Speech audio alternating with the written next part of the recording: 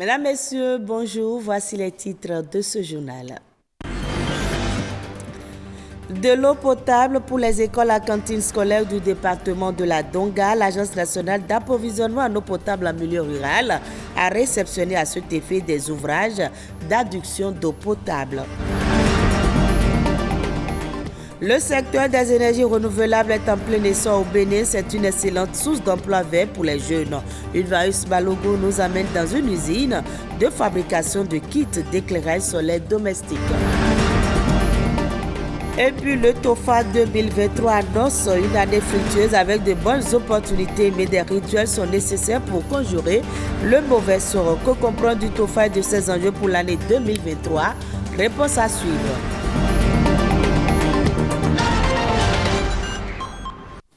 Merci de votre fidélité. Après le département de l'Atakora, l'Agence nationale d'approvisionnement en eau potable en milieu rural a réceptionné des ouvrages d'adduction d'eau potable dans des écoles à cantines dans les communes du département de la Donga.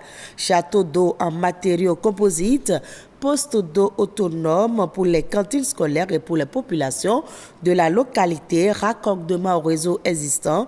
Tout est en place et fournit déjà de l'eau potable aux cuisines des cantines et aux localités. Ghislain Poguet, Jules Akoiko.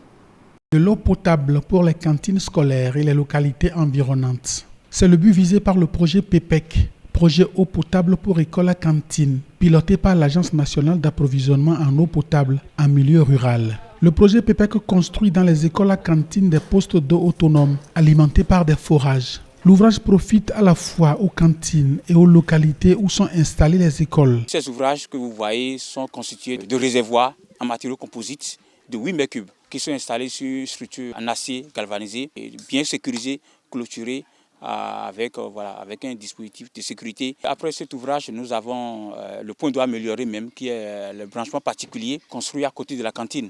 Donc désormais, d'un coup de robinet, les bonnes dames, nos mamans qui préparent pour nos enfants, ont de l'eau potable à proximité. Ce projet apporte vraiment un grand plus au développement des cantines scolaires.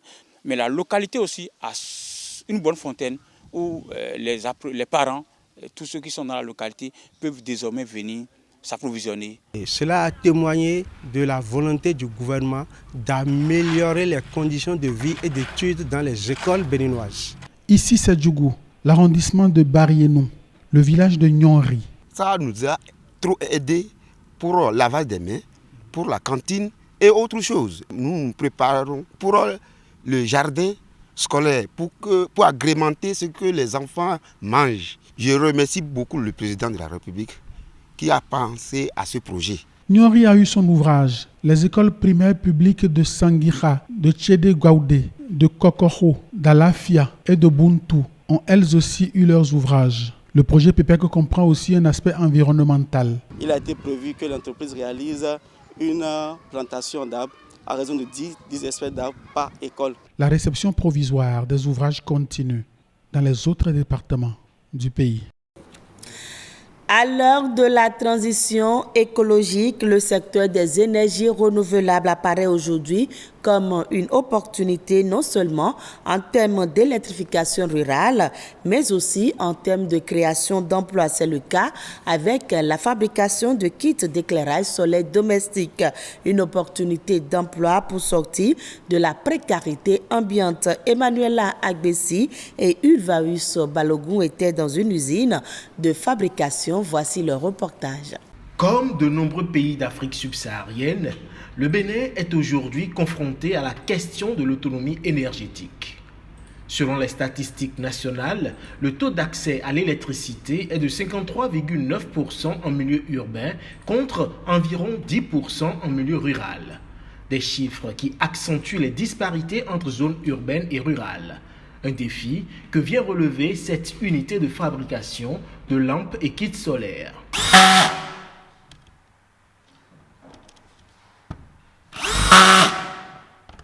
Ici, une vingtaine de jeunes s'activent dans l'assemblage et la fabrication de lampes fonctionnant à l'énergie solaire. Le processus de fabrication de nos lampes commence d'abord par le choix de la matière première dans le magasin. Une fois que le choix est fait, nous l'amenons à l'atelier pour faire la répartition à nos différents postes de travail, à savoir le poste de soudure, le poste de pliage. Et une fois que les deux postes ont fini leur travail, le matériel réalisé est envoyé au poste d'assemblage de la lampe. Maintenant, au poste d'assemblage de la lampe, une fois que la lampe est assemblée, elle est envoyée à la traçabilité pour l'inscription du code d'identification unique de la lampe. Une fois c'est fini là, on l'envoie maintenant au poste de conditionnement pour que la lampe soit conditionnée. C'est la première unité d'assemblage de lampes et kits solaires domestiques au Bénin. Elle produit environ 250 lampes par jour. Une solution de proximité, mais aussi une opportunité d'emploi pour de nombreux jeunes. Tout ce qu'on fait, c'est sur un transfert de compétences à 100%. Il n'y a pas de compétences partielles, il n'y a pas d'étention d'une portion de compétences quelque part qu'il faut faire en France et envoyer au Bénin. C'est comme ça, nous avons recruté rien que des jeunes béninois qui n'étaient même pas du secteur, qu'on a formés aujourd'hui, qui sont devenus quand même de grands techniciens dans ce secteur, qui sont en mesure de fabriquer n'importe quel type de kit solaire. Aujourd'hui, il suffit qu'ils aient les composants, ils sont en mesure de le faire. Soudeur électronique, transformateur de métaux ou plieur, assembleur, contrôleur qualité, autant d'opportunités d'emploi dans cette chaîne de fabrication. Je l'annonçais dans les titres, l'année 2023 que nous venons d'entamer depuis quelques jours maintenant est mise sous le signe de Satché. C'est le principal signe issu de la consultation de TOFA pour le compte de l'année 2023.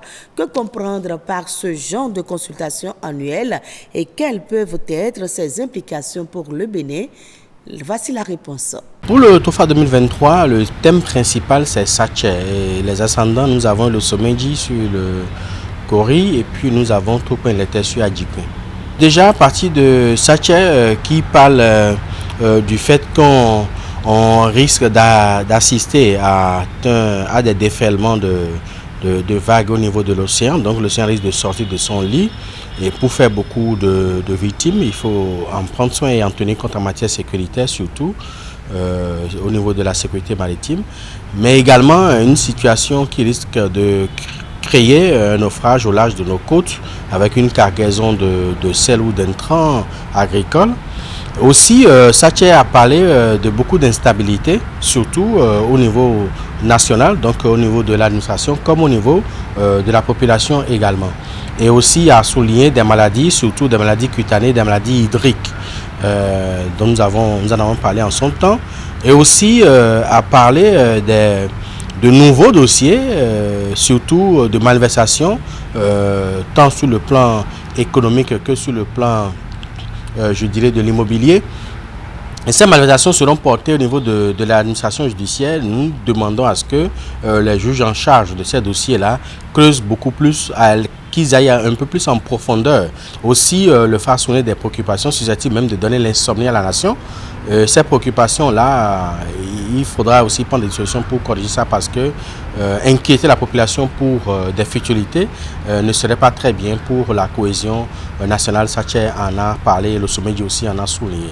Mais sur tout point, il était qui rassure la population d'une année prospère, surtout sur le plan économique et surtout sur le plan de l'entrepreneuriat, mais aussi souligner également le fait de faire très attention pour ne pas dilapider ces ressources ou ces bénéfices qui seront engrangés dans des futilités et au soir de 2023 se retrouver les mains vides alors qu'on a eu certainement à brasser plusieurs millions, voire plusieurs dizaines de millions au cours de l'année. Voilà en résumé ce que nous pouvons dire. Et en recommandation, le phare proscrit l'usage, surtout en matière vestimentaire, du rouge tout au long de l'année 2023. Suivons à présent la nation en bref avec Ulvaeus Balogun.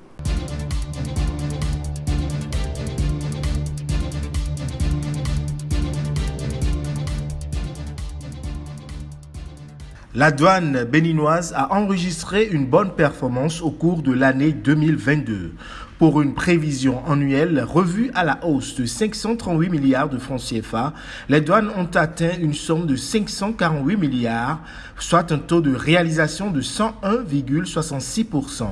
Selon le chef d'état-major général, cette performance est le fruit de la mise en œuvre efficace des réformes implémentées à l'administration des douanes béninoises, d'autant qu'il a été obtenu en dépit des mesures sociales prises par le gouvernement en renonçant à la perception des droits et taxes sur certains produits de grande consommation, en l'occurrence les hydrocarbures. Le secteur privé béninois a effectué vendredi 13 janvier dernier sa rentrée économique au titre de l'année 2023. Mise sur le thème « Ensemble pour une relance économique réussie », cette rentrée a pour objectif de matérialiser le vivre ensemble du secteur privé et de renforcer le dialogue public-privé. Elle a été organisée par les chambres consulaires, à savoir la Chambre de commerce et d'industrie du Bénin, la Chambre d'agriculture du Bénin et la Chambre des métiers de l'artisanat du Bénin, en collaboration avec les organisations patronales et les partenaires Eurocharm et le Conseil des investisseurs privés au Bénin. La ministre du Commerce a profité de l'occasion pour exhorter les acteurs du privé à s'engager davantage aux côtés du gouvernement pour poursuivre l'œuvre de transformation structurelle, économique et sociale enclenchée depuis 2016. Le Trésor public a obtenu jeudi 12 janvier dernier une enveloppe de 27,5 milliards de francs CFA sur le marché financier de l'Union monétaire ouest-africaine UMOA. C'est au terme de l'émission simultanée d'adjudication de bons assimilables du Trésor de maturité 12 mois et d'obligations assimilables du Trésor de maturité 3 ans. L'opération a enregistré un nombre important d'investisseurs avec des soumissions globales de 67,723 milliards de francs CFA, soit un taux de couverture de 270,89%. Au terme de l'opération, le taux de couverture du montant mis en adjudication par les soumissions retenues est de 110%.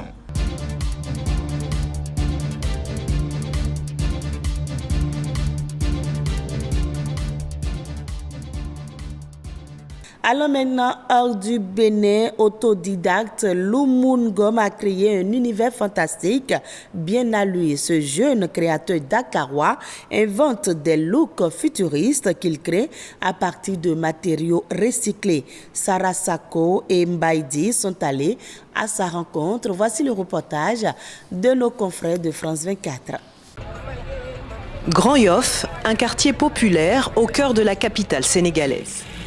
C'est ici que Loumou Ngom, 24 ans, a installé son atelier. Ce passionné, autodidacte, crée des pièces uniques. Des vêtements directement inspirés de son univers fantastique et futuriste. Je suis tellement connecté pour la future. C'est pour ça que j'ai pensé de faire des trucs un peu dingues. Souvent les gens me disent que c'est un fou et tout. Loumou travaille à la commande et vit de son art. Ces pièces ont habillé plusieurs artistes sénégalais de renom, notamment dans leurs clips vidéo. Les murs de son local trahissent ses deux passions, les mangas et la haute couture. C'était à l'âge de 9-10 ans que j'ai commencé à modifier mes propres pièces, comme mes propres tenues que mes parents m'achetaient pour moi, pour être différent avec les autres. La signature du créateur, le recyclage. Pour trouver sa matière première, il se rend régulièrement à Colobane, le tentaculaire marché de la fripe. Loumou en est convaincu, une mode plus durable est incontournable. Tu peux tout trouver ici pour moi. Même des chaussures, des trucs que tu pourrais faire à nouveau. Là déjà j'ai trouvé un petit veste que j'ai trouvé, c'est trop nice.